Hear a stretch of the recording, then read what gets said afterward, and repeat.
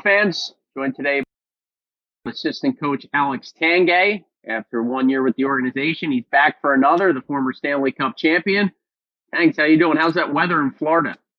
I'm doing great. Unusual for this time of year. We've been getting tons of rain, which usually occurs mostly in the summertime, and now the humidity's starting to die down. But been getting more rain in October than we've ever had before. So it's actually a good temperature for hockey down here.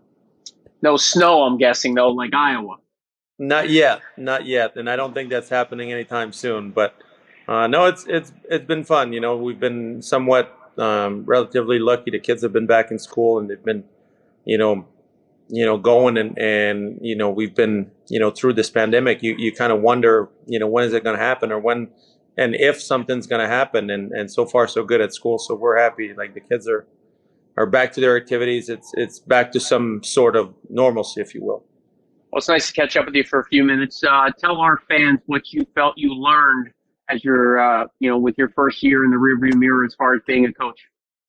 Well, that's a good question, Joe. Like entering the season, I wasn't quite sure. Other than Tim Army that I knew because he coached me before in Colorado, I was quite the unknown. I kind of knew what and how things were happening around a hockey, team and a hockey club. Although I hadn't been much at the AHL level, I only played 5 games there in a playoff series after my junior season. So I wasn't quite sure how things were going to go, how things were going to progress, how much work was really involved with being a coach, and how and I was going to appeal to some of the players. And that took a little time. It was a little bit of an adjustment period for me, but I knew that I was in the right line of work. The X's and O's were always my thing. I wasn't overly gifted physically when I was a player.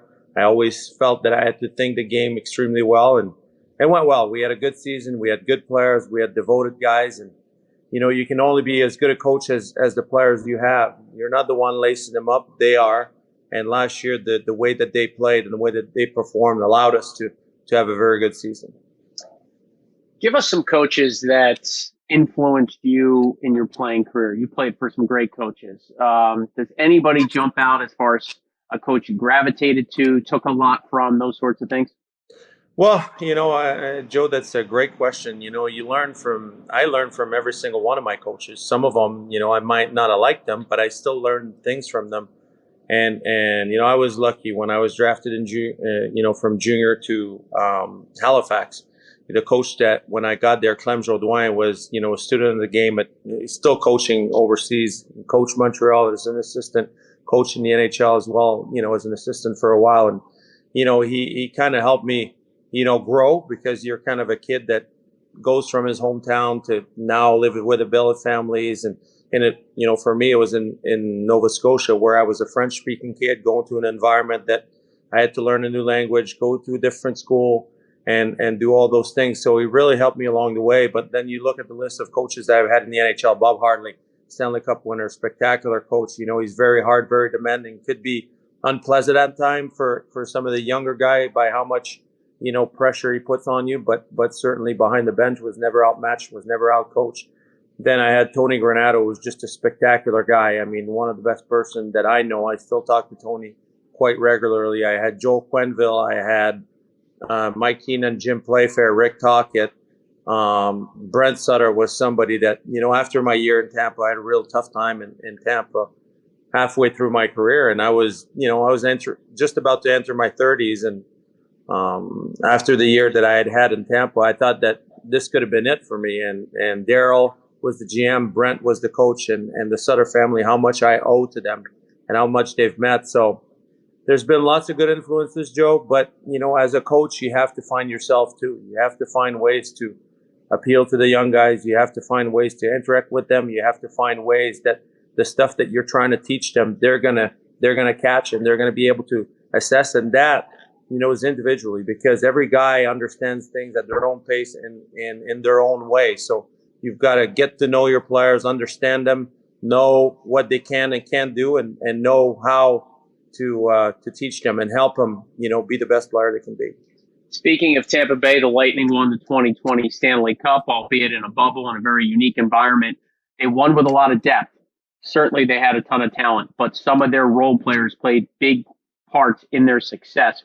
What did you learn about that factor, the need to have those grinded out type players, those that are maybe not the highest profile or highest paid guys, but the role players and how important they might be?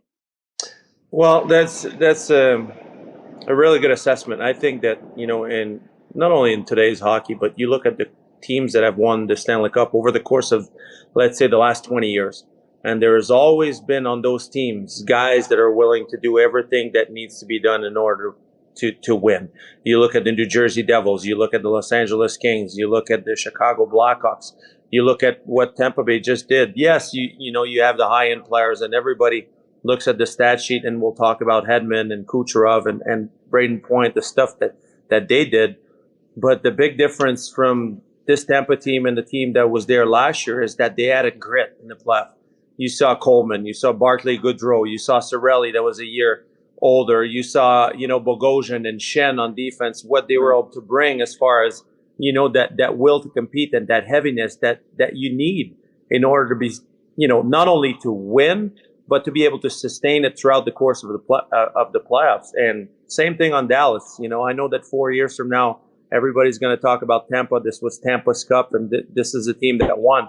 But look at how much the Blake Comos and those guys, for the Dallas Stars, how much it helped their team. Jamie Alexiak, those guys with heavy bodies that are willing to grind. You need to round up your lineup with guys like that. And for us, Joe, I think that some of those guys grew up in an environment that they're in. They grew up in the AHL. They learn what it's like to be a professional. They do the hard work, and they play those heavy grinding minutes that every team needs in order to be successful. The development factor from a coaching standpoint, how much pride did you get this year seeing guys get better, whether it was in Iowa or get the chance then with Minnesota? Well, it is personal. You don't get back into coaching because you're not competitive. I felt that, when I was doing TV, the 3 years that I did TV at the NHL Network, the one thing that I was really missing was being in the trenches. You like to be in the action. You like to be, a part of the solution or a part of the problem, if you will. That's the type of pressure that, athletes tend to thrive towards, because that's what we were bred in that environment when we were young. So, for me, I certainly take pride in some of the guys. I felt extremely proud that a guy like Sam Annis that played for us last year at 30, mid 30s in points the previous year. And then, last year, I spent some times with him. I know Coach Army did, and Brett McLean did as well. And we all kind of had our part to do to help him, become the leading, point getter in the AHL this past year. Same thing for a guy like Jerry Mayhew, who, his best season to this point was in the mid 20s as far as goals, and goes on an absolute tears, and, gets 39 goals in 45, 46 games like he did this year. But, I could say that honestly, Joe, I took pride in, every single guy. You look at where they were at the start of the year to where they finished the season, how they progressed through that. Certainly a lot of fun. You look at Duane, Nico Sturm, Dewar, what they were able to do, Kyle Rowell, some of the stuff and the improvement that he's had in this game.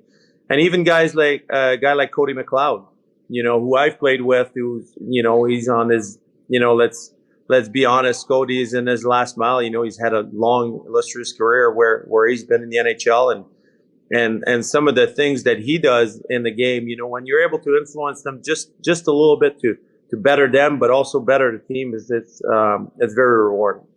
Why should Minnesota Wild fans be so excited about Nico Sturm? A lot of people think he can make Minnesota out of camp. He's obviously got to go up and, show up and prove that. But why should the organization be excited about his future? Well, first of all, I think that first things first with Nico is a tremendous pro. He came in, a little bit older from college and having graduated, and he came with a maturity that perhaps, some of the 19, 20-year-old that we received, they don't have that same type of maturity. But, the work ethic that he brings and the work that he put not only, in his physical development, not only on the ice, but also in the video room. I mean, the first few times that I saw Nico and pretty much throughout the season, he would come in with a notepad well, not too many guys come in with a notepad because they want to learn. They want to look back at their stuff at night. And certainly Nico had that attitude of I'm going to get better. I want to get myself to the next level. And, throughout the course of the season, there was a progression as far as his timing on the ice, being at the right place at the right time, learning how to use his big bodies and learning now to become a better player. And, you saw him in the playoffs. For if I'm a Minnesota Wild fan, this guy is big, he's strong, he's got offensive ability probably at the NHL. He's going to be more of a depth player at the start of his playing there, but he should be able to kill some penalties. And he's a big, heavy center iceman. That's, for any line on the other side, that's going to be hard to play against. Take me back a way now, back a ways. 1996. It's Game 7, Avalanche Devils. You scored 2 goals. You win the Stanley Cup. Were you nervous before that game? It was, 2001, Joe. Yeah. Oh, sorry. Yeah. I was. Yeah, 96. I was a couple of years from being drafted. I was watching in my home in Quebec. It was a lot more fun to be a part of it than it is to watch at home. There's definitely no doubts about it. I talked about it a lot. We had, through the pandemic with different TV stations, replaying, the certain games. And certainly our, Stanley Cup is kind of titled the Ray Bourque Stanley Cup, right. According to the great career that he's had and the fact that he joined our team the year before. But certainly for me, I've talked about it many times. I kind of, you go through spurts and the playoffs are such a short time frame that you go 2 or 3 games where you score a few goals, you're a hero, and you go, 5 or 7 or 10 games, which happens quite often in the regular season where you don't score. And, for me, I had 2 goals entering Game 5 of the Stanley Cup playoffs. I had played very well. I was among the league leader in points in the playoffs. I was a plus, whatever. And, I was lucky to play with good players, but I felt like I was playing halfway decent. But I only had 2 goals in the, 18, 19 games to that point. And, I just felt it was my time. So scored game 5, we lost. I scored in Game 6. And then Game 7, the puck came on my stick twice. And the second one, I pretty much had an empty net to shoot at. It was just one of those days where everything fell into place for me. And I'm thankful because, certainly the right time to have a day like this. But great memories and they just keep getting better. Every time you see that Stanley Cup, you look at your ring or you look at, some of the memories that you have, it always feels good to remind yourself of that day. That's right. I was dating you there a bit. 96, the Avs beat the Panthers.